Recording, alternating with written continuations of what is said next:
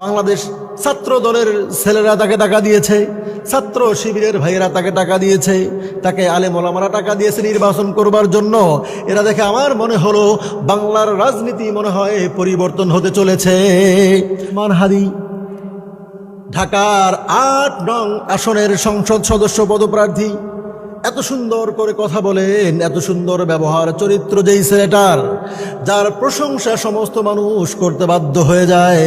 তার পছন্দের লোক তাকে অপছন্দ করে এমন লোকও তার বক্তব্য শুনে তাকে ভালোবাসতে বাধ্য হয়ে যায়।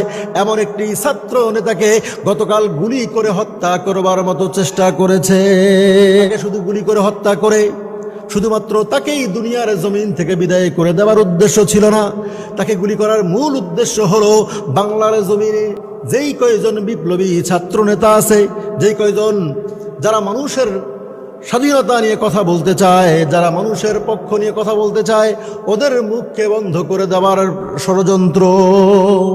ওসমান হাদি এমন একজন ছেলে আমি দেখেছি বাংলার জমিনে। ইতিপূর্বে যত মানুষ ক্যান্ডিডেট হয়েছে, যত মানুষ এমপি প্রার্থী হয়েছে, সমস্ত এমপি প্রার্থীগণ কোটি কোটি টাকা খরচ করে তারা নির্বাচনী প্রচারণা চালায়।